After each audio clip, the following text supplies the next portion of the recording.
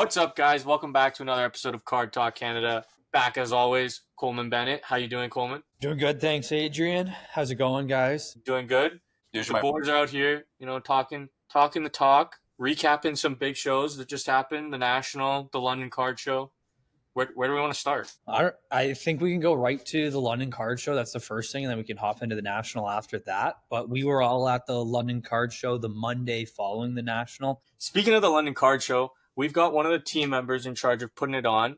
Our DGM team members here. Welcome to the podcast. Oh, thank you so much for having me. I'm super excited to chat with you, gents, and thank you so much. You know, it was such a great show that even with it being the first time and everything that went on with putting on the show, it was so great to be able to kind of meet everyone and be there and experience it for the first time. For you guys and your whole team that put together the show, what background and what kind of inspired you to start organizing this, and what made it really all happen for you guys? Well, thanks for a great question right on the get-go. You know, I think for like most of us, right, our team has been passionate about trading cards since, as early as we can remember, since we were kids. So whether it was sports for me or even Pokemon for some of our other reps, we did notice a bit of a gap in our, local London community for a free show, that brought collectors, vendors, and even families together. And so that was kind of the idea that spawned it. Was what's that inspiration come from? But it was one to launch, a London card show that one was free, but then also to create, a space that celebrates the hobby and builds connections. So for us, it was, to create an environment where people could go and buy and sell cards similar to what we had as kids, and and do it in the London area. That was the reason all card shows should be put on. It is like that reason right there is just bringing the community together.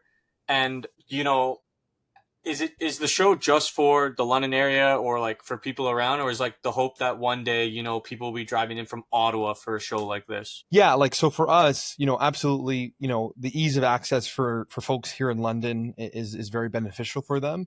But we've had people come, from the Niagara region, from Sarnia, from Windsor, from Hamilton, from St. Thomas. We have had some folks come from as far as Montreal and Ottawa already. But yeah, absolutely for us, the idea is to have it so it's a show that Londoners and people in the surrounding area can come to. Obviously, myself included and others, we do drive to the bigger shows here in Toronto, but having a show in your own backyard or having it accessible of, being a 10-minute drive or an hour drive, it does make the experience better. So that was kind of the idea. Yeah, exactly. And Coleman's one of the guys came in from Ottawa. Yeah, exactly. Yeah, it was a nice drive in the morning, and had to wake up a little early, but that was okay. But when we first got there, we briefly talked about kind of some of the technology and stuff that you guys had implemented into the show and kind of its different useful ways that you guys were using it, which is something I've never seen before in other shows. So I know that this is something that kind of puts you guys apart from different shows and kind of in the technology side of things. So I don't know if you want to talk about that and kind of how you guys utilize newer technology to be able to help with the shows generally. Yeah, that's a great question. So, technology has advanced in a lot of different ways. So obviously we have, the technology that's been around for a while that we utilize, but technology has been a huge asset for our team. So from the obvious of the, the digital ticketing via Eventbrite and online vendor registration to promoting the show on social media, we've been able to streamline the logistics more with the technology and grow our audience significantly. But the biggest thing that helped us connect with the vendors was having that technology to kind of, targeted ads so we can ensure that we were to have people there. But I think the technology that you're talking about, more importantly, was the technology with respect to our cameras. Yes. So we had every aspect or every square inch of the facility was recorded 24/7, but also a lot of people mentioned seeing the drones. So we had multiple drones in the facility recording. We also had drones outside the facility recording the parking lot, just to kind of get a better idea of how many cars were there. Mm-hmm. But in theory, if something were to happen, we'd be able to see what car someone got into and then check other cameras to make sure. Fortunately, nothing happened that required that, but it was good to have that technology. Another aspect, and we were very fortunate to utilize it, was we had sensors that would indicate how many people actually came into the show. So we had a sensor on each door and it would count them with a thermal, like an individual passing. And then we also had the typical counters. But yeah, technology has been a major asset. We're very fortunate with our official security partner, the Canadian Security Solutions. You realize in your everyday life how much technology has advanced, but with respect to security concerns and security privileges, the technology was second to none, and we're very fortunate to utilize it. And I hope it's something that other shows also look to do as well. No, it was something that I thought was so great because, of course, for us as vendors, that's always something in the back of our minds is kind of how do we make sure that all our inventory and stuff that we're bringing is safe and trying to display it in a safe manner without kind of really realizing what vulnerabilities we have at each show. And this is one of the times where we kind of had that sense of feeling where we had eyes in the sky if we needed to without us having to set up our own. And you guys had a great control of it. There was security always present, walking the floor. And it was very, very visible. And like, it just thank you from us as vendors, because that makes us our lives easier as well as everyone who's shopping. It makes their lives easier. Well, yeah, and I appreciate that, and no problem. We're always going to do that. One thing I can mention now that the show is over, so we did have those security guards, which we're fortunate to have, a magnitude of them.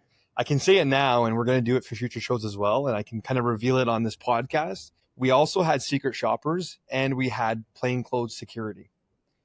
In specific positions. Obviously, when individuals see security, they kind of try to gravitate away. If you're going to do something shady, you're gravitating away from the security. We also paid to have security who are in plain clothing and walking around. And the idea behind that was, you see the security, you think that's what it is, but we actually had designated zones that were not only recorded the entire time, but we had plainclothes individuals. So if someone looked, like they were going to take something which didn't happen, we could have a plainclothes individual follow them around. And then if security needed to intervene who were clothed, then we could do that. So that was another thing that we did with the security. It was a great concept with our partner, the Canadian Security Solutions. The number one security company in Canada, I had to mention that. They put on all their stuff, so I'll mention it. But thank you. We appreciate that you folks saw that. It was great that nothing went awry, but that was also one of our strategies that we deployed. I was thoroughly impressed by the whole security system that was being run, and it definitely felt like one of the most secured shows I've been to, aside from the Expo, who's got the overnight and stuff. But it's hard to compete with the Expo. And of course, absolutely. That's not our intention. And then one thing I'll mention, sorry, about technology, we also had them wearing meta glasses. I don't know if you guys are familiar with meta glasses. So just so we could see it. And then we also had a camera room. We had a security guard watching all the cameras, and then we had it was probably more than we needed to do, if I'm being honest now on the podcast, but I'd rather do more with security than less, right? For sure. Yeah, no, and that's such a great idea. I know we use the meta glasses for filming content and kind of that while we're on the go, and they're so useful because they're so technologically advanced now where anything's really possible with them. Absolutely. Yeah. I know kind of going on, and the location, that was a big thing that is always kind of talked about. I know Adrian and I, we always discuss going to a show if we like the location or not, or we like the venue. The venue and the location was perfect for people coming in from outside the city. I thought you got off the highway, it was right there. And just being in a soccer field and having so much open space and room was so nice. And it wasn't typical where everything's crammed together. And what made you guys decide to go with that specific venue? And was there any other venues you guys were looking at that kind of, and what made you sway towards the BMO Center? Yeah, with the BMO Center, first and foremost, a big thank you to the BMO Center. They were absolutely amazing working with us. BMO is great. We thought of other locations, but there were a lot of factors on why we decided BMO Center. So the first one, you briefly mentioned it, was with its proximity to the highway. So individuals who are coming from different cities, it's just right off the highway, right? It's easy to get to. It's not distracting. Another big reason why we did BMO Center was because of the space and the accessibility with respect to the parking and the facility itself. So I will mention this: accessibility is a big thing for me. It's a big concern that individuals who have accessibility needs, deal with each and every single day. And so for us, when we were looking at the logistics, I know I keep using this word logistics, but for us, we believe that the BMO Center was one, accessible, the logistics made sense. But in addition to that, the parking, the vendors could park right there and just walk in. The general population could just park there and walk right in. But also, you mentioned the space. We had over 170 tables. Absolutely, we could have filled 250 tables. People kept mentioning that. I had people come to us and say, hey, I was on the wait list. You folks had all the space to add more, but we wanted to have the space so that it wasn't, everyone was crammed. Like we had, thousands of people show up and it wasn't crammed at any point. But also the biggest thing too is, being spacing everyone out, but also the AC, right? The AC, the air conditioning. I'm going to say this might sound funny.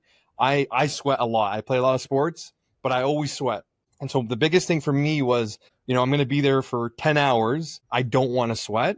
I will say maybe the AC was a little too cold. I'm like, oh, I should have brought a sweater. But I'd rather be too cold because you can add layers. It's kind of harder to take off layers. But yeah, it was a relaxing mood. And then also with respect to the venue, I love walking on grass. When you walk on concrete for 10 hours, your back kind of gives out. You're like, oh, what am I doing? So it was kind of a mixture of all. As for other venues, to be honest, none of them really kind of came close. The BMO Center were amazing. We're all Londoners, so we know the operators of the BMO Center really well. It was copacetic and it made sense. Speaking of the space and vendors on the wait list, I can almost guarantee you guys are going to be able to crack 200 vendors, and there's going to be fights to get on the wait list. The show from a vendor perspective, everyone had 8-foot tables, right? Yeah. So what we did was about 90% of folks did have 8-foot tables. So originally we wanted to have it at 100 tables. We sold out the 100 tables very, very quickly. So then we bumped it up to 120, then 130, then 150. And finally we're like, okay, we're going to bump it up a little more. But then we decided that, we're going to bump it up to 170. We're going to add the 20 more tables. We're going to be 6 foot. And the idea behind that is we did want to add more vendors, but we didn't want to sacrifice the space. So yeah, the vast majority had 8 foots, which I think was really important. And then there were some that had 6 foots that were okay with it. But yeah, I think having 8-foot tables, there's a benefit to it. If you buy, 3 tables, that's 24 feet. That'd be the equivalent of having 4 tables at a different show. So that was something that we absolutely considered and wanted to give that benefit. And we didn't charge extra for the 8-foot table. Yeah, that was my favorite part. And you put on the extra real estate for you to put out your cards, the amount of people that came through, the security. Like I would be recommending the show for any of my other GTA vendors wanting to make the trip. I appreciate it. It means a lot coming from you folks. So thank you so much, Adrian and Coleman. And thank you for that. Like I sincerely appreciate that. Speaking of that, was there any bit of vendor selection, or process to choosing dealers, or was it kind of a first come first serves? You guys probably reached out to the London group first and then worked your way out. Yeah, absolutely. So with respect to picking vendors, you're absolutely right. We did, we wanted London vendors there first and foremost. So we were very fortunate that we partnered with, I think practically, if not all, local card stores in the area. So Players, for instance, are a big one here in London. They had 6 tables.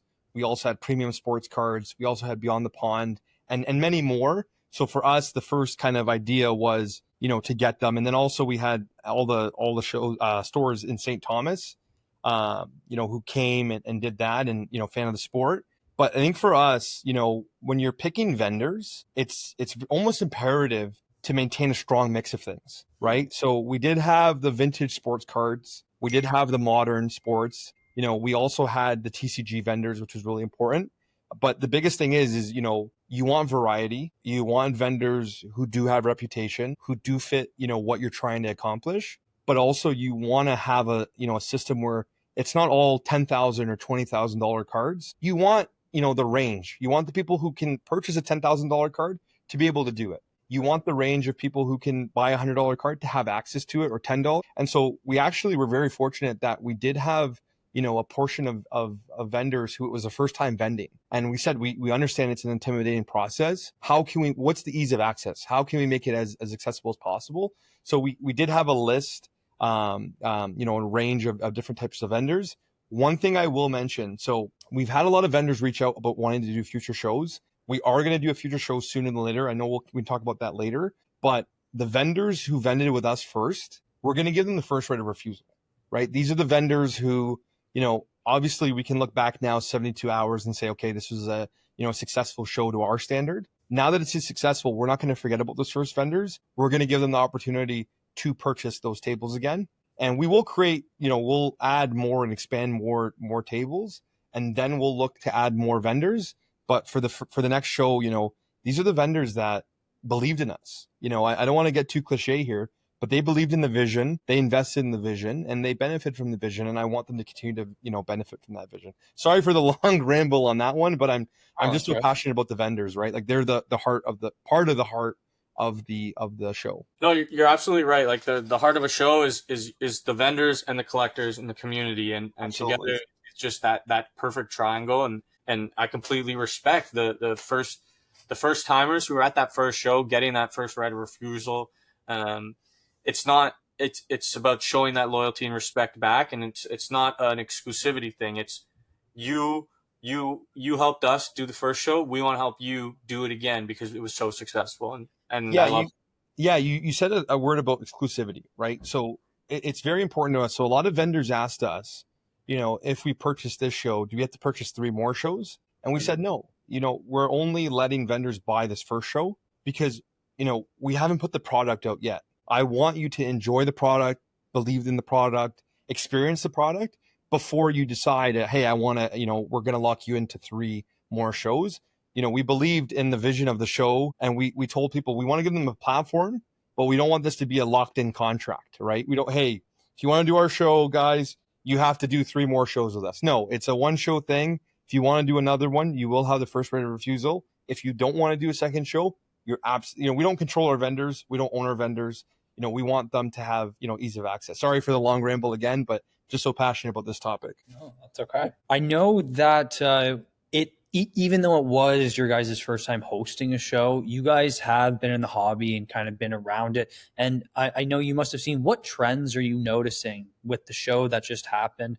Are you noticing any specific trends that are maybe coming into the fall season? Yeah, that's so I think the trends are really advantageous for Pokemon. So I will say, I'm a big sports guy. I do 99% of 99.9% is all sports, but it would be foolish to me to not, allude to how much of the trend, Pokemon has been. But I think that, soccer, believe it or not, like soccer cards, like I know it sounds crazy, but I can't believe the amount of, gravity that soccer cards have had. And I think a large reason behind that is, the World Cup coming to Canada next year. But there's definitely a continued surge, not only in soccer cards of Pokemon, but also the graded versions of that. And it's especially like I'm seeing a new surge of younger collectors, right? Like there's that younger, like that's why we made the show free, is we want to, make the ease of access for those young collectors. But there's a lot of newer, younger collectors. But then also like the coolest thing, honestly,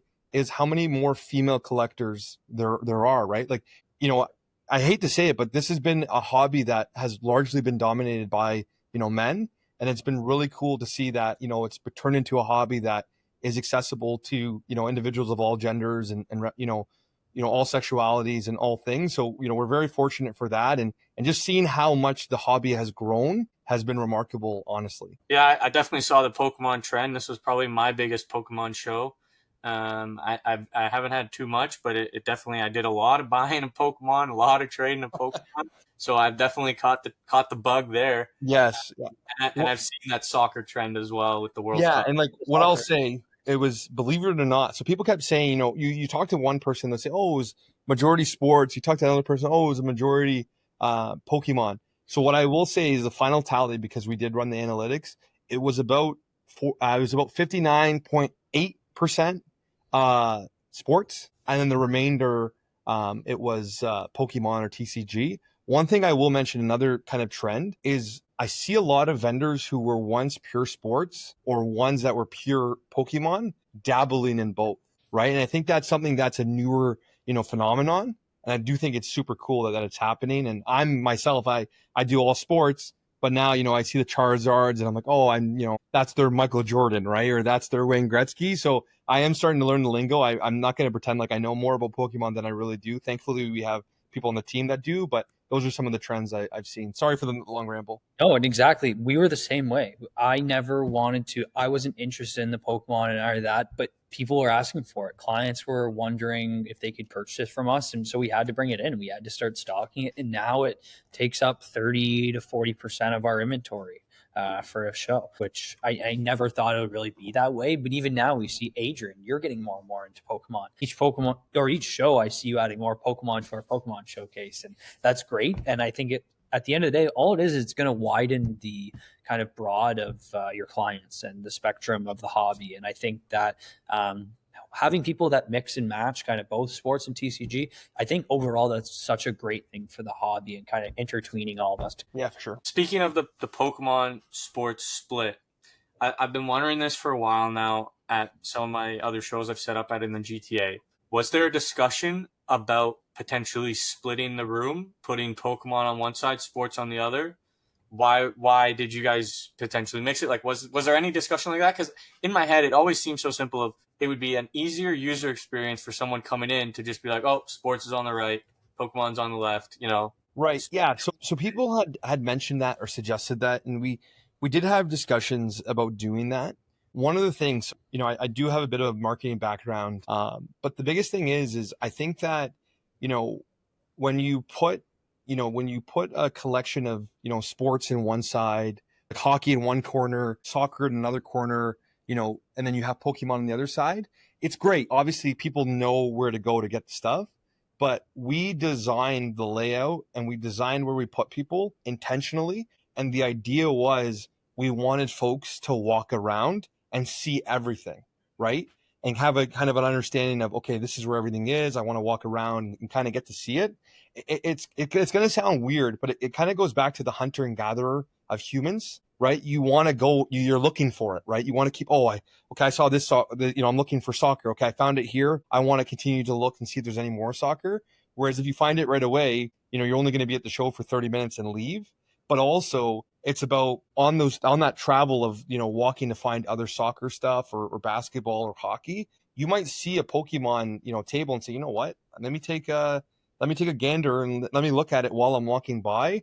And it might interest you to start collecting or start looking at those types of cards. So it was a discussion, but the thing is that, a lot of vendors do both. So it's like, where do you put them, right? Are you a Pokemon? Are you a sports? It would kind of be logistically a little bit hard. So that was kind of the idea. It definitely was something that we thought of, but I will be honest and say that at future shows, we also won't, put them in separate distinctions because we do think the hobby is coexisting. And I think in doing that, you put them kind of with one another. Gotcha. And, we keep talking about the show was such a great success. And from the outside looking in, what might have been the hardest part about running the show and organizing the show from the start? Logistics. Logistics. No matter what kind of event you're doing, logistics are always a challenge.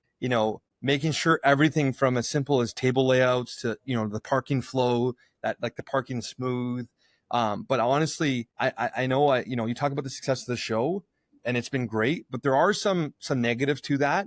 Or I should say, some challenges. The biggest challenges with that is, managing vendor wait lists and making tough calls when when demand exceeds space, right?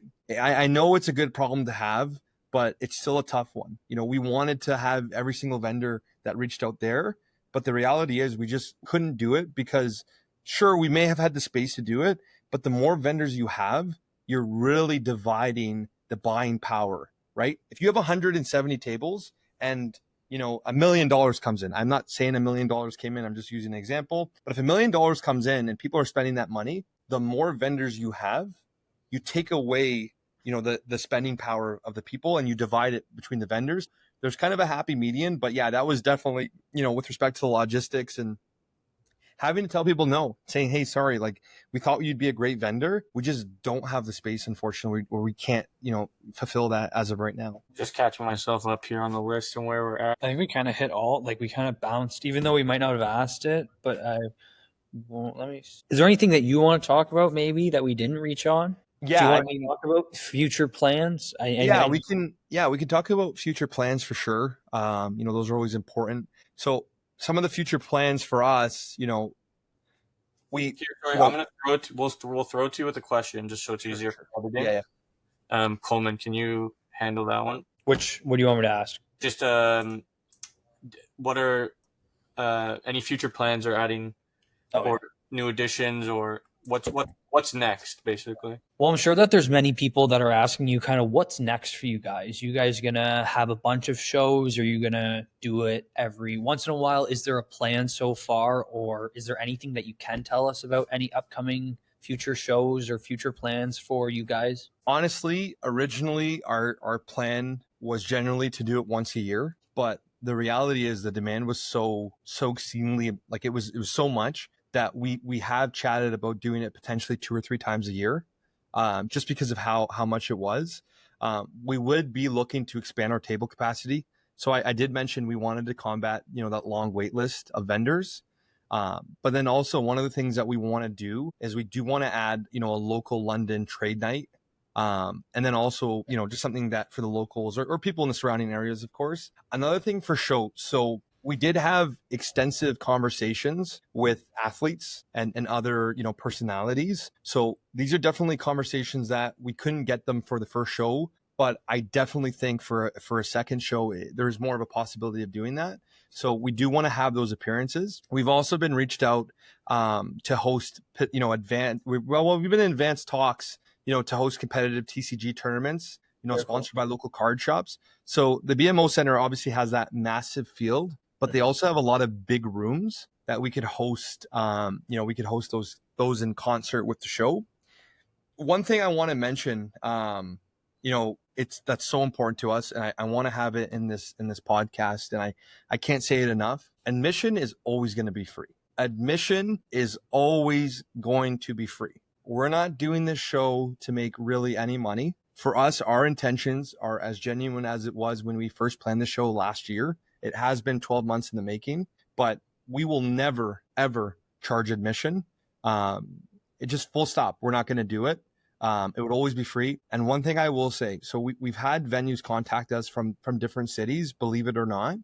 We have notified them that we just want to be a London card show. I know it's kind of, if you're so successful, why don't you do it somewhere else? We've believed that the connections that we have here in London are ones that, frankly, we don't have in other cities.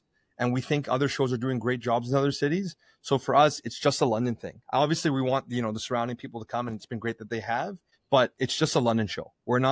This is not, hey, and 2 months later, hey, we're doing a show in X city or A city, B city, or C city. This is a London, Ontario thing. And we're going to cater as much as we can for individuals who are near us, but also all the folks that came from Montreal, Quebec City, and some also came from the National as far as Chicago. So that's something of our future plans is we don't have any plan. I'll say it on the podcast. We don't have any real tangible plan of expanding in a different city. And we also don't have any plan of changing the venue. The venue is great, and we want to, keep it there. I love that the admission is free. As a vendor, sometimes I think to myself, maybe like when they charge, it's better because someone coming in is more inclined to spend money because they want to go home with something when they've already put money in. But knowing that the main goal for you guys is the community in London itself, like the free admission just makes sense because that is so much more welcoming to new people who may just want to show up and walk around and look and see what the hobby's about. And Right. it opens the door and makes it so much more accessible. So I love that. Yeah, I just didn't want to chat about that. So we people have mentioned that to us, and absolutely, I completely appreciate that. The biggest thing is people value money, but I argue people value their time more than money, right? So I think someone would value 2 hours more than they would $5. So for us, absolutely, I understand you want qualified people to come, but I think for us is having those individuals who come and spend the time. We all love cards, and I think that we all remember when we first got into cards. I think if you create it as easy as access, you will have people. You're not going to have the big buyers all the time who are coming in, they want to pay, but you can really attract everybody, right? And so I think that's sometimes the hobby forgets about the new collectors. So we obviously want to cater to the the refined collectors like ourselves, but I keep saying ease of access. We do want to grow the hobby here in London and the surrounding area, like the Strathroys, St. Thomas's, the Chathams, the Windsors, the Niagara region, Grimsby, Woodstock. I'm saying all like the small towns and all the places, but that's kind of the idea behind it. And getting a little bit away from the logistics, did you yourself have a favorite moment from the show, or something that made you smile on the day? Yeah. I'm gonna be honest. I had a lot of memorable moments. It was a great time for us. I had, one of the moments that I was actually able to see because I was walking around was, not that I'm getting choked up about this. I'm not. It's just need water. But one moment that really stood out to me was there was this. It was like a kid who I presume was with his father. I don't know the relationship, but a father and son essentially. They came to what they mentioned was their very first show together. The son had a collection. Obviously, they weren't cards of Connor McDavid, Young Guns, PSA 10, all that stuff. But one of our vendors actually, I don't know, I don't know if I should mention the name, and I can, but one of our vendors, overheard that, went over to the kid and gave them a couple of, random Young Guns, not Young Guns that are worth thousands, but, to see how much the kid was over the moon, to see that smile, it was like the kid receiving a gift, on Christmas morning, or, it was one of those things that you can't replicate. You just can't replicate. And so for me, seeing, the kids, totally speechless, I saw myself as that 8-year-old kid who got their first card. And I know it's cliche. I know I'm being cliche here, but it's a great reminder, to all of us that that's what the heart of the hobby is, right? It's about more than value. I know we all love value, but ultimately, the hobby is about kindness, connection, and most importantly, creating lasting memories. And so I was glad that I saw that, because, that was, I don't want to say that's a marketing opportunity, but that's everything and anything we want the show to be. Exactly. That's so awesome. That moment puts my moment to shame. I found a great card that, works on inside jokes with my buddies. Hey, as long as it's memorable to you, it's a memorable moment. But yeah. Am I allowed to ask you folks questions, or is that kind of sure. What did you folks think of the show? What would you give it out of 10? You can be honest. I won't get upset. But what did you folks think of the show? I guess Adrian can start in Coleman, or whatever order you folks want to do that in. Yeah, I mean, I'll go first. I honestly, I thought the show was a 10 out of 10. I mean, I'll pay you the $20 after for you saying that. I'll agree to $20 after. I got you. Sorry, continue. Take it off the table for next show. Take it off the table for next. I didn't sell as many cards as I was hoping to. I did a lot of buying, did a lot of trading. But just like everything as a whole, the amount of people that I got to interact with, like the ease of setup, the venue, like for me, it was a surprise to see the 8-foot tables like that, just like started the day off on a good foot and just like kept it going. But it also, I've been on a run of not too impressed with some of the, I'm based out of Toronto. So there's tons of GTA shows every weekend. There's 2 different shows. There's so many shows all the time. And it's kind of been getting stale and old. And this was just like such a good breath of fresh air, seeing new people, seeing new cards. And like, yeah, for me, it was just like one of my top shows of the summer for sure. How about you, Coleman? Anything good to say? Anything bad to say? Be honest. Yeah, no, you know what? I was very surprised when we were kind of setting up and getting ready. Right at 10 a.m., there was a flood of people that came in. I don't know if you remember that, Adrian, but like people were lined up and they were waiting. And we don't really see that often at some of the shows we go to. Yeah, there's people, but there was a steady stream amount of people the entire day. And honestly, I could not have been happier. For Slab Sharks consignment, we had over 350 cards that were consigned. For PSA, we had over 300 PSA cards that were dropped off to get graded. And we sold a lot. We bought a lot of inventory. We traded a lot. So honestly, there's nothing that I could change about that show to make it better. Honestly, just have it more often and make it a little closer, because the 6.5 hour drive each way was a little long, but fair enough.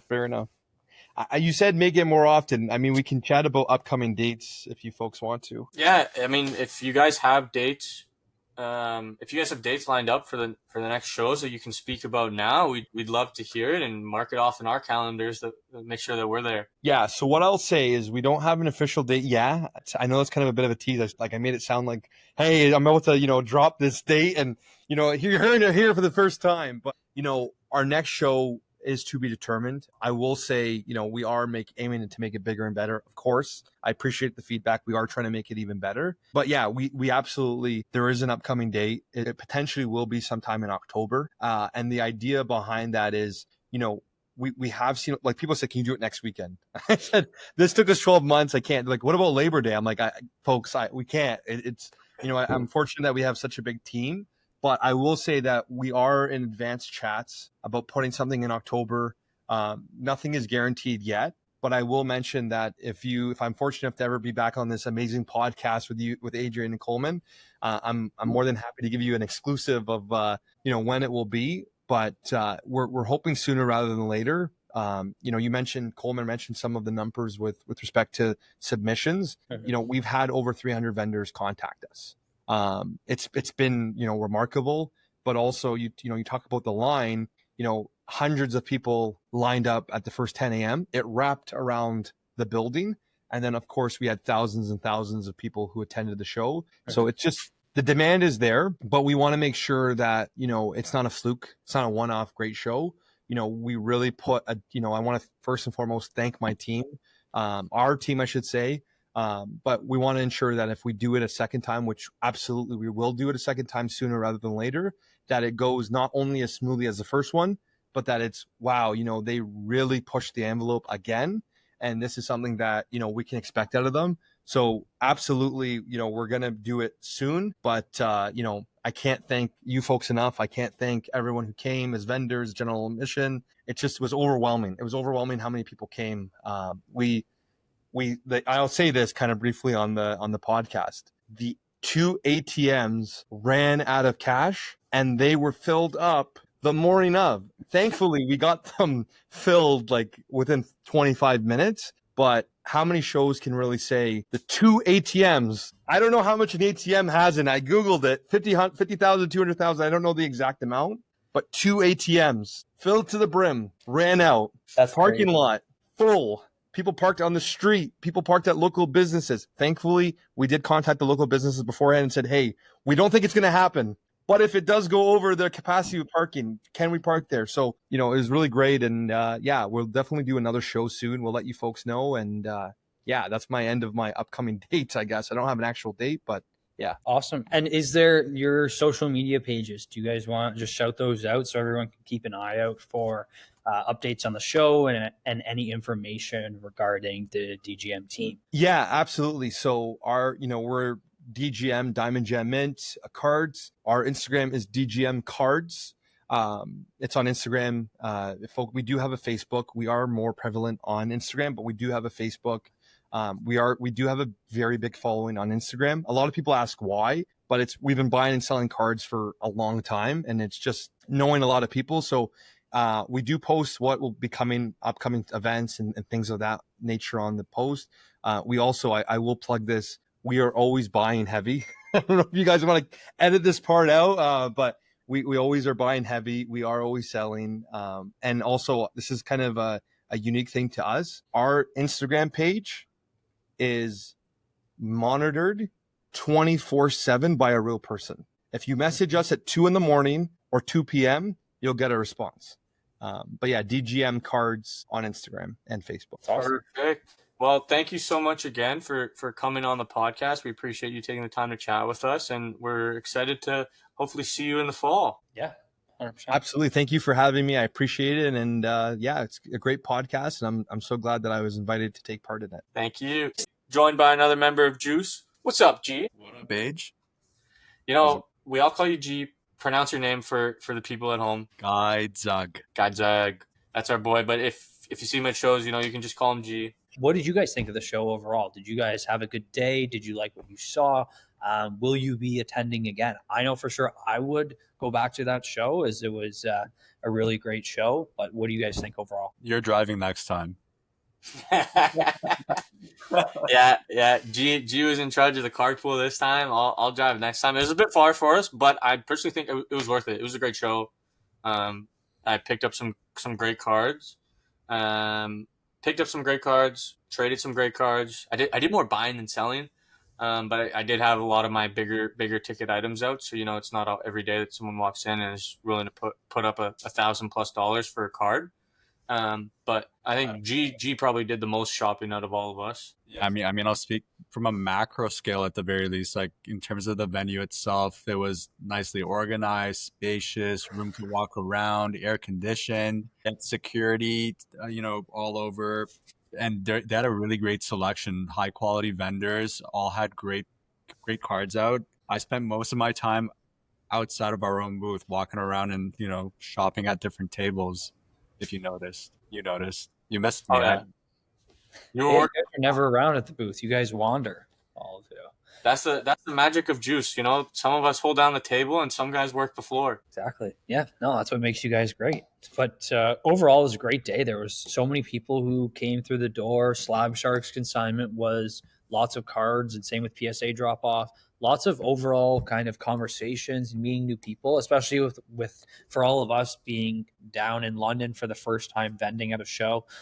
It was really great to expend our clientele and kind of our network of people in the area. Yeah, it was nice. We had the 6 table island, us, you, and Stellar Slabs, and this was the first show that I've been able to set up with you where we've had the Slab Sharks um, table set up, banner, and taking submissions nice and big, and the booth was bumping like nonstop. We were trying to help you out wherever we could with all the submissions and PSA submissions that were coming in. It was honestly, it was awesome to see how much foot traffic we were getting and how much business we were doing. Yeah, no, it was really good, and that's a great thing about having those setups too. Is it just brings people towards us, and it just drives. And like we had constant people around, and even the show, like there was constant amount of people coming through the door and wandering and trying to do deals and stuff. And it was a really great show for their first time setting out. So at the London show, we mentioned talking about a lot of good pickups we had and a lot of good buys that we had. I'm not sure. G, do you want to showcase anything that you bought for inventory over the past weekend? Oh, do I ever? I will show you what I picked up. Spread the PC. I used to own one of those actually, but ended up selling it, so I was really happy to reacquire one. It's a Tim Stutzla rookie limited logos from the Cup 2020-2021. Let me take it out of the case so you can appreciate it better. Helps it pop more. I There we go. remember when you sold your last one and we were There. sad to see it go, but that's such a sick the rookie limited logos, game worn, they're so underrated. It's a beautiful card. I'm really happy to have it again. I've got to show off. I picked up a few different pieces, but the number one piece, some people have seen it already. We've got the juiciest of juices, Juicy Saros jersey numbered exclusive in a PSA 9. That's called Juice right there. Shouts out to Juice Slaps. This one's a showcase piece for the next little while for sure. I've got nothing to showcase, but go to Ontario Card Corner's Instagram, and there's lots of new inventory videos on there about it. The reason you have nothing to showcase is because you picked everything up at the National, not at the London Card Show. Yeah, no, the National was such a great experience, and it was such an awesome way to see the hobby really alive and well. Kind of where the hobby's at, it's in such a great place, I think, and it just keeps on growing. And I don't know if you guys saw, but the lineups and that to get into the National for GA and that were absolutely crazy, wrapped around the building, down the block. And what do you guys think of the overall state of the hobby? I'm sure you guys saw so much content on your feed about the National and everything that was attending. Even though you guys weren't there, do you guys have any comments on it based on anything that you saw or heard about? There was so much content pumped out of the National. Me and G had FOMO. We almost booked a flight on the Wednesday night. We were like, dude, should we go? When we looked at flights, it was like, oh, the bank account would have hurt too bad that we had to make the responsible decision and choose not to. We contemplated driving, but couldn't make it work. Next year, next year we'll all have to go. Next year, we're renting a bus. We're driving down a squad from the GTA. We're getting an Airbnb, and we're doing it right. We're gonna have a fun time with the border agents. No, but I think overall there was just so many great things that happened at the National. There was so many great dealers set up and activities that happened, and it was overall just so great to see in general kind of where the hobby is going and the different places that it's directioning. We can see that vintage is really taking an upturn of what people are interested in, and the amount of vintage that I saw, speaking more directly about hockey That's what we'll kind of focus on today. But the vintage market there at the National for hockey was really popular, and especially high grade vintage.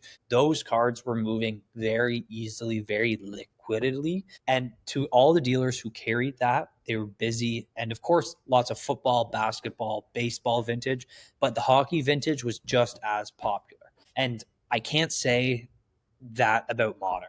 There wasn't as much modern around the show floor. There were two dealers, I would say, with strictly hockey setups, and that was absolutely amazing. But other than that, it was very kind of small in different areas. The one key thing that I kind of found was for finding those hockey deals and finding different things was going up to the dealers and asking them if they had a hockey box tucked under, because most of them did, and most of them didn't want to put it in their showcase because it would take room away from other stuff that would move better in the US, especially in Chicago. So I think that by doing that and by getting the opportunity to go through these boxes and also connecting with other collectors who were looking to sell hockey and buy hockey, not just the dealers, because there were so many people who are interested, but maybe they didn't have the opportunity to sell it to anyone because there weren't many dealers who were looking for modern hockey. So that was also a trade night. Actually, I didn't even get to make it into trade night. Speaking of it, I set up a deal with a guy for a collection. We sat down for lunch, and I expected the collection to be done by the end of the time. But we made it to the outside of trade night, just outside, and sat down. But we were locked in for the entire night on this collection. And it was an absolutely amazing collection of sets, modern, all the way from 1950s all the way to present day. He has been collecting for almost 50 years, and there will be lots of content on this once the collection comes home and once it's finalized. But I spent most of my time, especially on the Friday, working on that collection, and on the Saturday as well. But yeah, it was just it was a great show to be able to connect with so many people in the hobby that we normally wouldn't see. And people who we've seen on social media and stuff, and maybe who we've interacted with, but never got the opportunity to meet them in person. You missed out not getting into trade night. I saw some crazy stories from Johnny at Mint Inc. and GP and Matt Piccamillo. Like there were some crazy stories of cards that were popping up at trade night. I There, was so impressed. there was some crazy stuff, and you know what, I got my wristband from Grant and I was ready to go, and we were all ready. When once I show you guys this collection and once it kind of gets finalized in, you'll realize why I did not attend trade night, and there'll be a very, very good reason on it. And yeah, so stay tuned for that. There'll be a big time video coming on that once everything's sorted. G's favorite time is literally trade night. That's like It's my G's favorite time every single time during The trade night, I can't even, the trade night. So every other night, there was always a trade night that was kind of happening. And even at the hotels where we were staying, there was at the Hyatt Regency, there was the main kind of trade nights would go until midnight. Like people would just be hanging out in the lobby in the hotel area, trading, buying, selling. It was crazy to see how many people. And the one thing that's wild about the National is how much money people are spending on sports cards. And yeah, we see people buying big cards at many different shows that we attend in Canada, but the National is a different beast. And there are millions and millions of dollars that people are spending on sports cards. And you really see at that point why some people look at it as an investment, because of how much money is being pumped into this space. And it's hard to explain how when we go to the Toronto Expo and we realize it is a huge show compared to all the normal shows that we do. And it's always so exciting. And trying to explain how big the National actually is, it's very hard to do because it is just that much bigger than anything else that it's something you have to attend. And for you guys next year, it'll be so exciting because once you finally step in those doors and walk through them and take it is overwhelming how many sports cards are there. And you guys love running around and dealing and looking for dealers. There is ample amounts of dealers in that room where you could run for hours and hours. Yeah, I mean, Coleman, from the sounds of it, it sounds like it's that much more important for us to go as a group between, looking out for one another, covering ground at the National, making sure you're going through all the tables, not missing any big, nicely priced, good value pickups that would benefit, each other. Even as far as attending the trade night, if one of us gets held back or stuck in, making a large deal with someone, at least the other person can go attend. So it's that much more important to go with, a group to make sure that you're covering all grounds at the national or expo, wherever you're going, wherever there's a big show. And it was crazy this year. So this year they actually expanded to a second floor. So they had an upstairs area as well. And what was crazy is the upstairs area, it was packed in like sardines. The tables were tight together and everything compared to downstairs in the regular show floor where everything was nicely spread out like Expo is.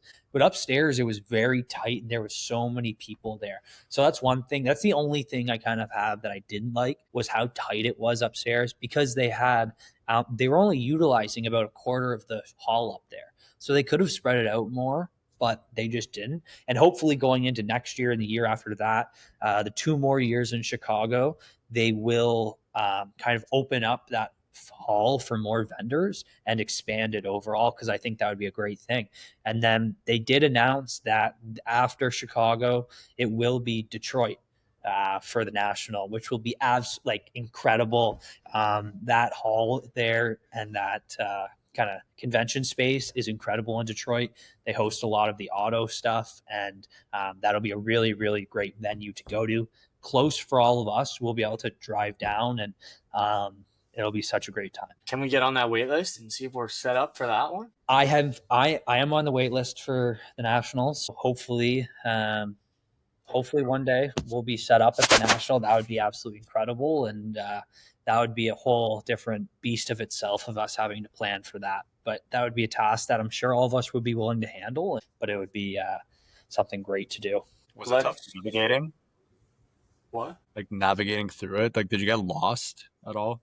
Because I know it's big. Yes. Expo, they changed the layout, right? It was like these long rows. It was easy to kind of follow the road, then loop around, then go up and down, and then they changed it up where it was more spread out. How does that compare to how the setup at the national was? Yeah, so the setup at the national was basically there were the rows and they had kind of like number rows. And then but the way the show floor was kind of like tilted and twisted, it wasn't really like you could walk in an aisle and walk the whole floor straight. You had to kind of go around and move, but there were sections that were kind of straight alleyways. But overall, you had to navigate it in a way. The first couple of days, I didn't really go in with a plan. I was just walking, and then I kind of realized, well, I didn't see this area yet, or I hadn't seen this table. So I realized on days 3 and 4 that I had to get together a plan and really walk it strategically to be able to see everything that I wanted to. There's great interactive maps or app on your phone that you can use. And I just used that. And I kind of went and I walked through different table and marked it off as I went. So it's easy enough, but there's so much space, and service in there is not the greatest. So for comping or even just getting in contact with people, like I had a couple of deals that were pre-set up where we were trying to get in contact, and it took some time because the Wi-Fi is not great, the service isn't great, but they did make improvements over the weekend. The one thing I will say, it was cold in there. Not really cold, but the AC was on and it was not super sweaty, which is great thing you want to see. But another awesome thing is, I don't know if you guys saw all the athletes that attended or that were kind of showing up and getting involved in the activities. There was athletes everywhere you looked, or people of importance. It was really great to see in the hobby how it was growing outside of just collectors. And that. Yeah, it was cool to see that they like replicated the Fanatics Fest, where Fanatics was bringing out all their athletes that they've signed, and to see those athletes coming out again for the national, where it's not just like that sponsorship deal, like they're actually there because they enjoy the hobby, was super cool to see. It was awesome. Like Tom Brady was there. We saw him. We saw Giannis. Jared McCann was there. He was ripping packs and buying cards. He was looking for his kabooms and that. There was just so many people. Michael Rubin. His company did such a great job at incorporating these athletes and that into the national. And I think just as they keep growing and as Fanatics takes over multiple different aspects of the hobby, and that is just going to grow and grow even more and become bigger and integrated within the sports world. Speaking of that, Tom Brady did also open up another new card shop right outside of Wrigley Field in Chicago. So their grand opening was during the National, but that'll be, I'm not sure how many locations that is, but I know that's a couple now for the card vault by Tom Brady. So that's always something that he's getting involved in the space and opening up stores. It's just going to grow it overall. Who would you guys want to see at the Expo? If you had to have some kind of hockey focused, or what players would you guys want to be wandering or interacting at the Expo if we could get kind of the same elements as National and Fanatics Fest into the Toronto Expo? I think I could see guys like Celebrini or Will Smith walking around, like they're like hip into the social world. They're like, I could see them walking around like as active players. Like we know Mitch Marner's dad walks around and buys his cards. Actually, at the last expo, we ran into Ty Cartier's dad. He was there. He came by the booth looking to pick up some cards of his son. Yeah. But I think some of the older guys, like if some of the older guys who are retired now, like we're popping out, like a Roberto Luongo. That'd be very cool. He seems like the kind of guy that would be sick to see around at a card show. There'd be a few, I think, but it's some of the players are too reserved. They're not as like Jared McCann. He's more of an out there player in terms of his social presence. It just wouldn't fit for some of the hockey guys. For sure. But also they couldn't do it sneakily. They would be bombarded. Yeah. Well, and that was the thing. Every time there was an athlete walking around, you knew because there was a big mob of people following them around. And it was crazy, like watching after the show ended and that. I was standing out by the hotel and Tom Brady came walking out in his entourage, got into a couple cars and full police escort out of there. It's kind of crazy to think about, like how much money they must spend on security for him just to be there at the National. It's crazy. That is nuts. Did you get to see? Did you get to see hands on in person the Connor Bedard Shield 1-of-1? Yeah. Luckily enough, I was able to see the Cup Bedard 1-of-1 Shield right at Grant's booth. It was very, very cool to see, and I did ask if there was an ask price. There's no current ask price on it, but offers are more than happily available to be thought about. But there was their setup there was incredible. Lots of great hockey cards, lots of different variety of it, and also Rising Rookies was another great one who was upstairs. He had an awesome setup as well. So it was great to see, and hopefully more and more hockey card vendors get the opportunity to set up, and more hockey cards are more popularity in the space in the US. Speaking of Cup RPAs, this is a PSA announcement. Upper Deck, never do this again. If you're gonna encapsulate a card, why are these cards not in mint condition? Like, this is crazy. Why is that one damaged? There's dings on the corner, you know, I'm pretty sure there's water in the back of the name tag up here. Like, what are we doing? What are we doing? It was for Bedard, never again. Please retire.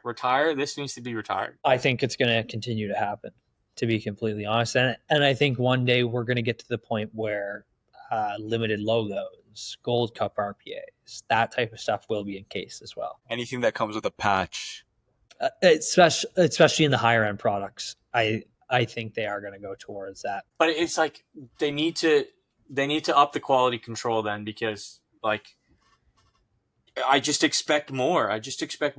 Like if you're going to take the time to encapsulate something like this, like these corners should be sharp. They shouldn't be rounded off. Like the edges need to be like, come on now. Sorry, PSA little rant there. That's okay. This was my first Cup RPA from this year that I've owned myself. Shout out to Mr. Empty Net Slapshotter, Ridley Greig, public enemy number 1 in Toronto here. But that's when I noticed it. I picked up some more Cup cards, so I'm just comparing them. 2018 Cup RPA is in better condition than this 2024 Cup RPA that's been encapsulated since birth. Like, what are we talking about? Crazy. Well, at the time we're filming this episode, it is Thursday night. Coleman, did you slip in a bid there at the last minute on that Wyatt Johnson? I did. I did not win it, though. That's okay. I was 880. They went for 885. That's okay. They go. Whoever bought that one, I hope they enjoy it. There is a little damage on the back, though, I think. But it's a very nice copy. If you are willing to sell it, please reach out to me. Instagram is Ontario Card Corner. I will make you profit. But yeah, it's Slab Sharks had another great night, and there was lots of great items ending, including yesterday with Archie. He had Sidney Crosby limited logos as well as Connor McDavid limited logos. Both had absolutely humongous sale prices. I don't know if you guys saw that. It was I was stoked to see hockey cards doing 5 digits that aren't a shield like that. That was just incredible to see. That's awesome. Well, that's it for us. You know, we've got a couple shows coming up this weekend. Coleman, where are you going to be set up this weekend? I will be set up in Ottawa at the Capital Trade Show on Sunday. We'll be there buying heavy as always, buying, selling, and trading. We'll as well have the Slab Shark booth set up for intaking consignment, as well as the PSA booth, intaking PSA submissions as well. We'll be there all day. Come by, get cash, drop stuff off, buy stuff, interact with us. And what about you guys? You guys are going to be in Toronto this weekend, I think. We're going to be set up at the GTA card show this Sunday on August 10th between 10 a.m. and 4 p.m. This is the first time they have it in Vaughan. They're setting this one up at Vaughan. It's usually in Toronto. So yeah, we're excited. It's always been a great show, super busy, great deals flowing. So make sure you stop by and see us. Yeah, that one's first time in Vaughan. I'm hoping the foot traffic will be the same because that one's always elbow to That elbow. one's always bumping, isn't it? That Yeah, one's a great show. Looks like a club with how tight it's packed in there.